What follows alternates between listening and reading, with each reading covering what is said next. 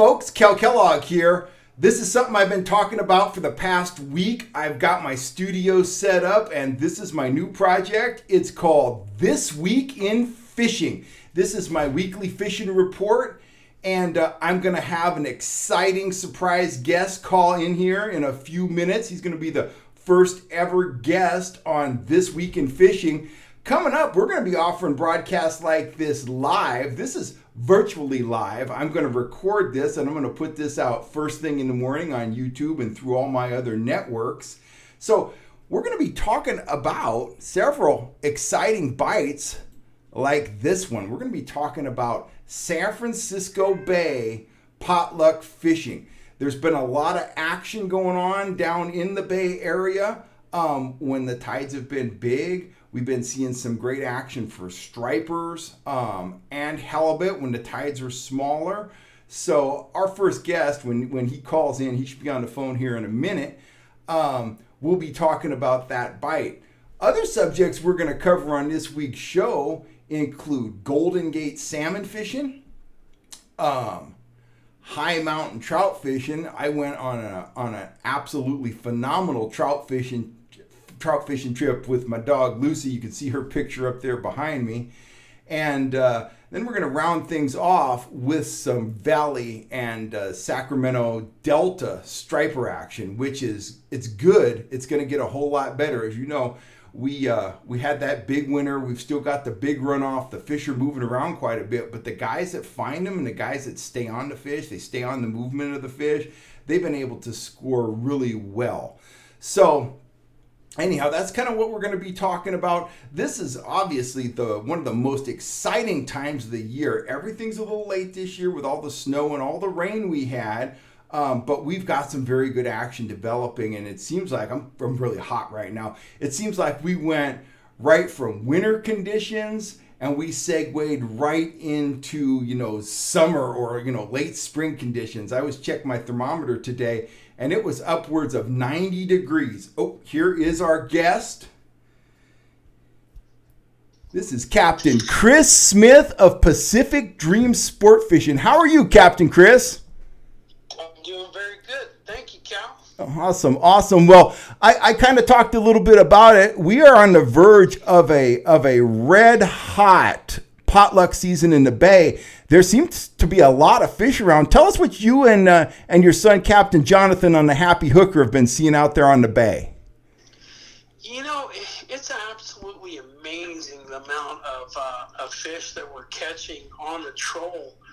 I mean, it kind of goes to show you there, too. You don't need necessarily the live bait in order to get out there and catch fish. I mean, we've been putting up remarkable scores. The bass have been coming up on the South Bay, and, it's just been amazing. But all the feed has been pushed back into that shallow water, and it's coming out during certain points on the tide, and you could just see just amazing action, bird life and bass crashing on the surface, and then all the local hunts too, are really waking up. I know Jonathan did really excellent today. He had nearly 2 fish around on halibut and nearly a fish around on the stripers. I think he finished that with 17 halibut, lots and lots of shakers still, and then half a dozen bass for 9 guys. Very cool. Well, I'm looking at some pictures from Jonathan's Happy Hooker. Up top here, we got a couple happy young ladies holding a couple halibut, and down below we've got 10 or 11 folks, and it seems like everybody's got a halibut in their hand. Now, this spring, you made an exciting announcement. You made a big acquisition. Why don't you tell us a little bit about that? Tell us about your new baby. Well, it's funny that you ask. I'm on the new baby right now as we speak, just putting things where I want it, make it user-friendly. But this is a beautiful, beautiful platform. It's a very, very heavy and wide hull. Not real friendly in the fuel department, but it does have some speed. And in terms of comfort and fishability, it's the most amazing boat that I've ever been on. The platform is very wide. You're able to get around people on the sides. There's a lot of space to get out of the weather. There's definitely the speed when you need it.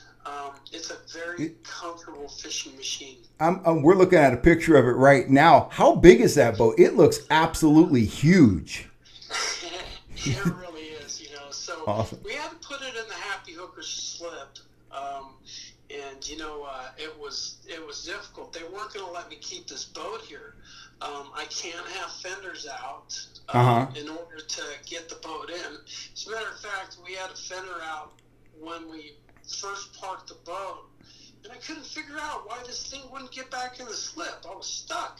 Oh wow. Yeah.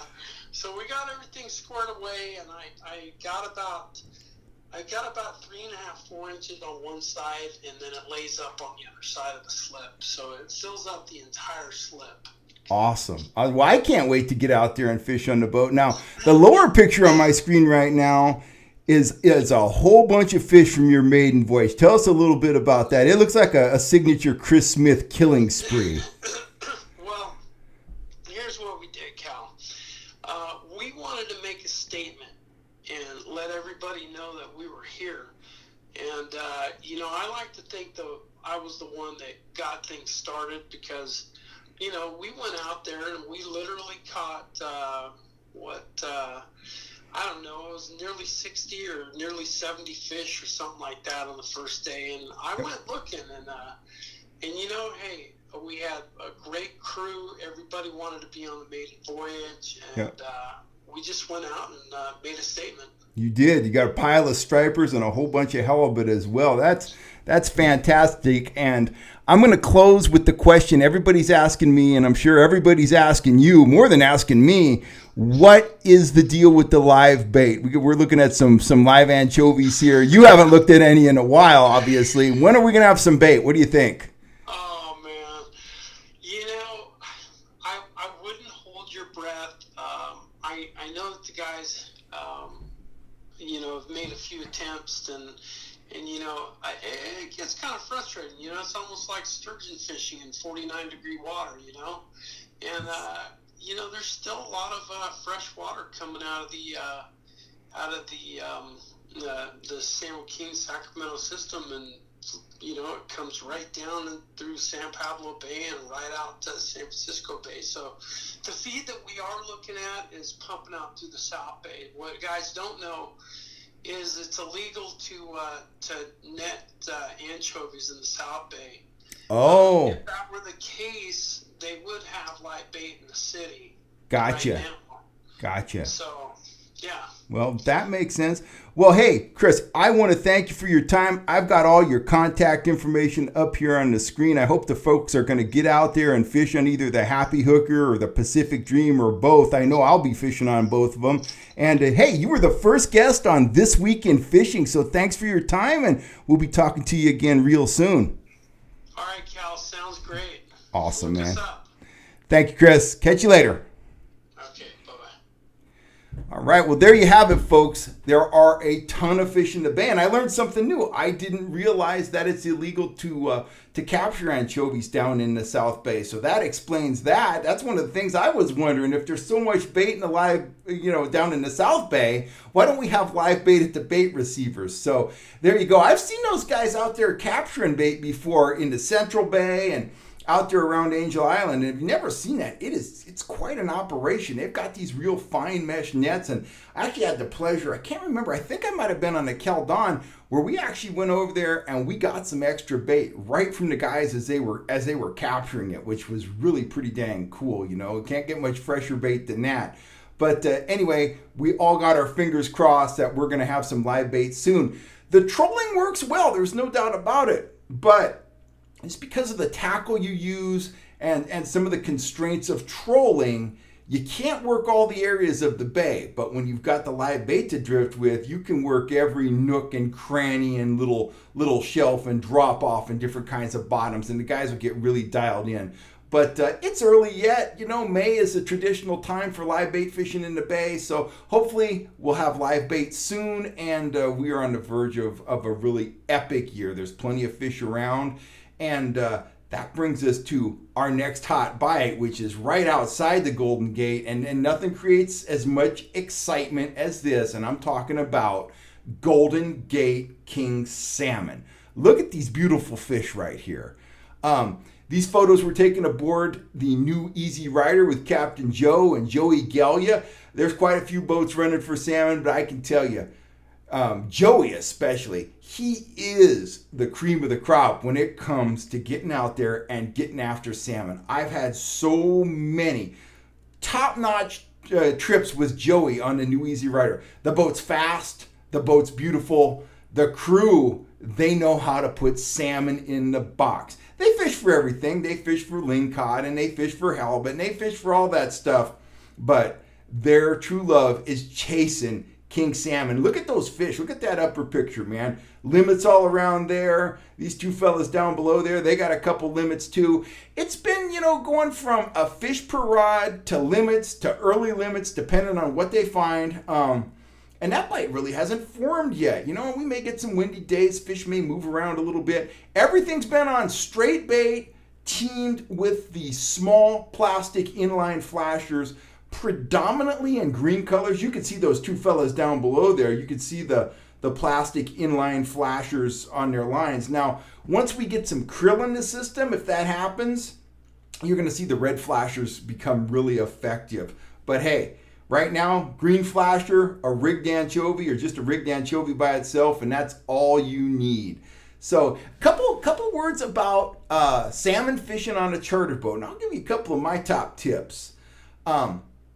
You can catch fish anywhere around the rail on the boat, absolutely. But I like to get there early, and I like to fish in one of two places, either up in the bow. Now, up in the bow, you got to fish shallower than most of the people on the boat, but your bait gets in front of the fish first. That's the advantage of fishing in the bow.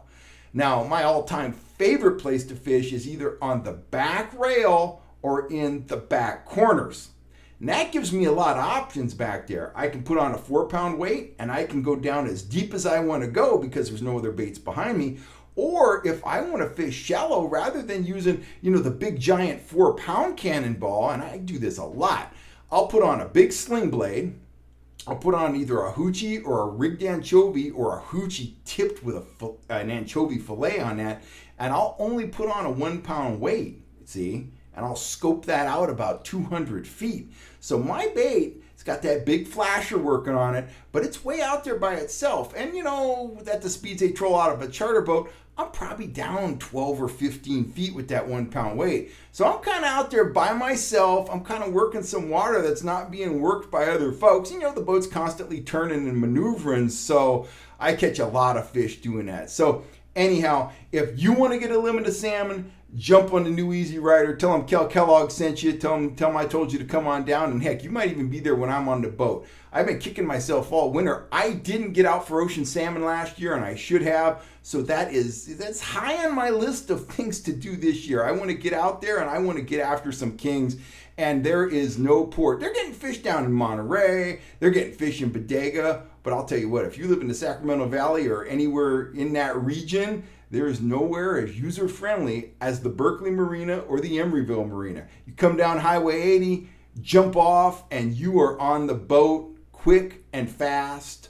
Going home won't be as quick and as fast, but still pretty efficient way to get on a boat and get out after some king salmon. So go get them. Now, I just got back from an epic trip. And, trout fishing is popping loose all over the foothills and in the mountains. Foothill lakes are still a little bit stained, and things are kind of catching up, places like Collins Lake. It's starting to happen out there, but it's not red hot yet. The lakes are full of fish. The planting is underway. Guys are catching fish. They're catching big fish, but those bites are going to peak, and that hasn't happened yet. Moving up in the mountains, the water quality is better, and if snow isn't hampering your access, the fishing's been very good, especially for big fish. Shasta's booting out some really big fish, really nice fish. My buddy Rob Bundy, he was up there just a few days ago, and he got a 5-pound brown on a Yakima maglip. He was trolling down by the dam. So I've been wanting to get up to Elminor for a while. It's been hampered by snow, boat launching was a problem, but we had this warm snap in the weather. Boat launching is in full operation at Canyon Dam. That boat ramp about halfway down the West Shore there, I guess that's called Elmonor West, or the Lake Elmonor campground. That's not open yet. There's a couple big berms of snow in there. But anyway, last week, Lucy and I jumped in the truck with the Hobie Pro Angler 14 in tow, and I'm going to show you some footage. We didn't catch a bunch of fish, but I think I caught the hottest rainbow I've ever caught in my life. And here's some footage from that fish. That was just absolutely incredible. There you can see the fish hitting there. I've got the audio from the video turned off, and you can catch this full video, upcoming on the YouTube channel. But fishing was pretty slow at this point in the morning. You can see it's glassy. Look at that fish jump behind me. I'd rigged up with a small XL, and we'll talk a little bit more about that lure in a second. It's been a real reliable big fish getter for me. But this fish, he was instantly into the drag on the strike. He's jumping all over the place. He jumped like 10 times. I got some of the jumps on camera. And then when I got him to the boat, power dives, the whole 9 yards. My heart was in my throat. I thought I was going to lose him. The whole fight took more than 5 minutes. Just pretty amazing. And I was pretty stoked when I got the fish into the net. And Lucy's there. Lucy is just fixated on it. She loves fishing in the kayak, and she's fascinated by the fish. She didn't know what to think about him. She didn't know if we should lick him or let him go or eat him for dinner or what. Look at that fish. That's what you go to Lake Elmonor for. And by Elmonor standards, that's a 4-pound rainbow. That isn't even a big fish. But man, I'll take that all day long. That is just a stud of a rainbow. Just chrome bright. And when I filleted that fish, the meat was blood red. I sauteed it in some butter, some garlic. Just absolutely incredible. And this background photo you see here, took that the morning I caught that fish, just snapped out with my cell phone. I'm always amazed by the technology now. That's one of the most beautiful pictures I've ever taken, and I just snapped it on my out of my iPhone, pulled it out of my pocket, and let it rip. So let's talk a little bit about the lures I used at Elmonor. Now, that big fish you just saw, and I shouldn't even show you this. You can't buy these anymore. This is my all-time favorite. I'm going to hold it up to the camera here. This is my all-time favorite small XL spoon. And it's, I guess, the Captain America color. I don't think XL called it that, but that's what I call it. It's got some silver, some purple, and some blue. And this spoon has caught me so many big trout. I'm going to lose this someday. This is the only one I've got. And when I lose this spoon, I am going to cry, because that's going to cost me fish in the future. I can guarantee it. But, the action on these is great. And I think one of the things that really makes them pop is that big eye. That big eye right there, it just screams bait fish. And I use orange XLs, different colors, but this one right here, this one's money, baby. Elmonor's got a lot of pond smelt in it, and anywhere there's pond smelt or shad, this is a spoon that I really fish with a lot of confidence. So anyhow, my tried and true blue, purple, and silver XL. Now, the bait that I caught the most fish with at Elmonor, and this is no surprise, if you read my stuff in the Fish Sniffer magazine, you know I am a fly trolling junkie, and I've actually got my Elmonor rod right here beside me. So if it goes crashing down, you'll know what it is. And this was the hot ticket when I was there last week. It is the Arctic Fox trolling fly. It's the blue and a white version. It's got some translucent tinsel there on the body and in the wing. When that draws back in the water column, I mean, you can see that. That is a really minnowy looking pattern. And what gives it the action is the wiggle disc. There goes that rod. I told you. Let me get this up here so you can see it.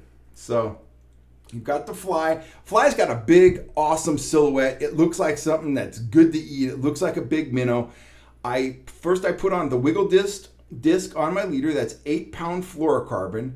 That disc gives the fly the action, and that little black thing right there. don't know if you can see that. I'll hold it up right there. You can see it right there. That is a bobber stop. And what that allows me to do, I troll this between 1.5 and 2 miles an hour. But if I want to troll even faster, if the wiggle disc is right against the fly and you troll it, at 2 miles an hour or above, you're getting a lot of action, a lot of vibration. If you want to tame that down a little bit, you just slide that bobber stop up a little bit. It allows you to maintain a fairly subtle action, but you can ramp up the speed. And that's nice in case, let's say you want to troll this along with a big humdinger or a rapala, something that you got to move along at a little bit faster clip. By moving that bobber stop up and down the line, it allows you to troll faster or slower depending on what your other offering is. And when I was trolling flies up there, I was trolling a fly when I got hit on that XL, but I was also rolling worms and things like that where I like to go slow, 1.5. And when I was doing that, I had to wiggle disc right up on the nose of the fly. So anyway, if you don't have some Arctic fox trolling flies, I would get some, because that is a killer big fish pattern. I can tell you that. I've done really well on it. I caught a 7-pound rainbow. You can see that rainbow right up there over my shoulder. That was last October at Elminor, and that fish whacked a white and black Arctic fox fly troll just barely under the surface. Fish I was catching on the fly this week, or last week rather, I was fishing them just beneath the surface, about 6 feet deep on a lead core rig with a 60-foot fluorocarbon top shot on it, and then about a 48-inch 8-pound test fluorocarbon leader. And I was putting out less than 1 full color of lead core, so I figure I was in that 5 to 6 foot range most likely. So anyway, mountain trout fishing. It's hot. It's really hot. And some of my favorite lakes have yet to open up yet. But when they open, I'll be there. I'm talking about French Meadows, Frenchman's Lake, Lake Davis, Jackson Meadows, all those lakes. And high on my list this year is Bucks.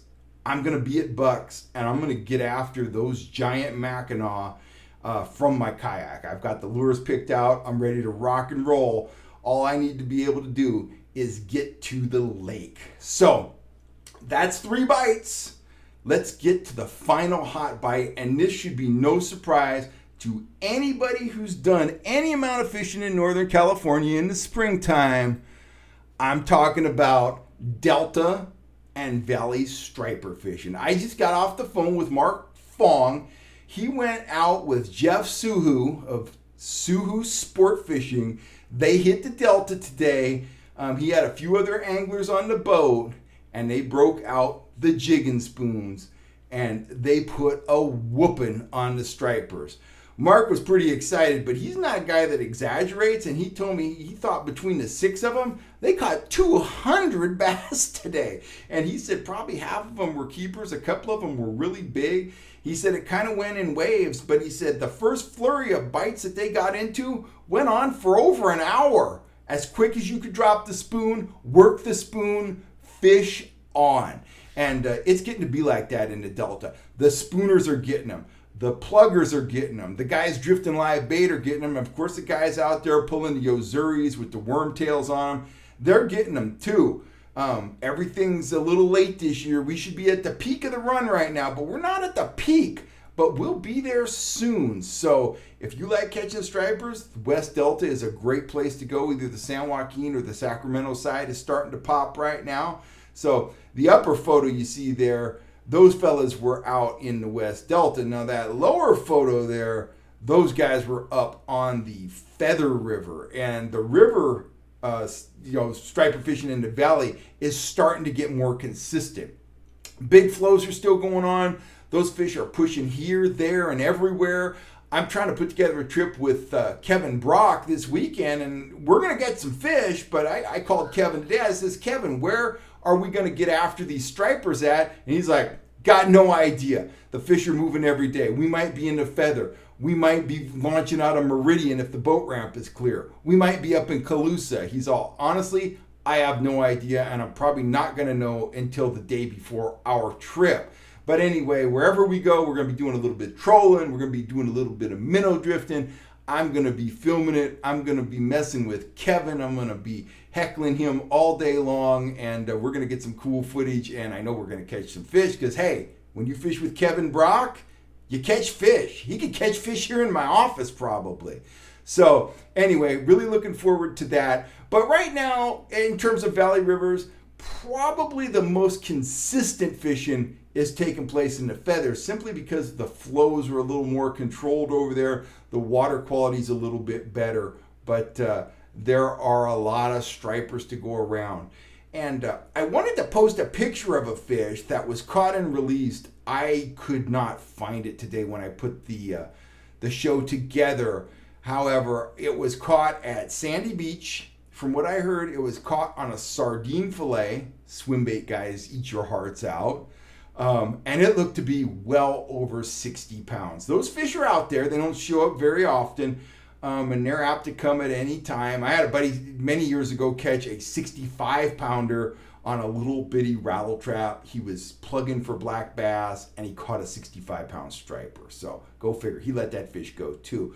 But apparently this fellow was soaking bait, looking for any kind of keeper striper, and the next thing you know, he's got a monster on. They didn't weigh it, but it was, I saw the picture one time and then I couldn't find it again. But anyway, it was a certified monster. And that's when you get those fish. You'll go shaker, shaker, shaker, 19-incher, shaker, shaker, shaker, monster, because they're all pushing upriver to spawn and you just don't know what that next fish is going to be. So spring striper fishing, I prefer fall striper fishing, all things considered, but spring striper fishing is very, very exciting. So let's recap. What are the hot bites? If you're going fishing this weekend or you want to plan a trip for this weekend, here are my top picks for April 25th going into the weekend. Number one, get out there, get some halibut fillets, get some striper meat for striper tacos, hit San Francisco Bay, get in on that potluck action. You'll be trolling this weekend, but it doesn't matter. The fish are there. They're putting the bite on bait. You just heard Captain Chris talk about it. Some of Jonathan's clients today had 2 halibut per rod. There's a ton of meat on a keeper halibut. So that's my number one pick. Get out there and replenish the freezer. It's springtime. Get some halibut for dinner, man. Number 2, you got an adventurous streak in you, get out there after those Golden Gate Kings. It's a longer boat ride, but man, there is nothing like fresh salmon on the barbecue. It's great weather out here. It's all sunny and warm. So pick number 2, Golden Gate Kings. Go get them. Get on the new Easy Rider and you'll be smiling. You'll be yelling fish on. If you're a trouter, high mountains, it's there. A number of lakes. If you can get into the lake, the trout are biting there most likely. And of course, if you're a troller, the Bullard's Bar kokanee bites popping off, Lake Party, kokanee and trout, kind of a mixed bag bite going on over there. And finally, stripers, stripers, stripers. If the water is moving and you were somewhere in the delta or in the valley, you probably aren't too far from stripers, stripers, stripers. Not strippers. They'll get you in a lot of trouble. I'm talking about stripers, baby. So those are my top tips or top picks. I can't even talk for April 25th on This Week in Fishing. I'll see you next Thursday. Hopefully we got some even more exciting bites to report on. This is Kel Kellogg signing off. And please be sure to hit that subscribe button down there if you already haven't. And there's a lot more excitement coming on this channel in the very near future. Thanks for all the support, folks, and I'll catch you next time.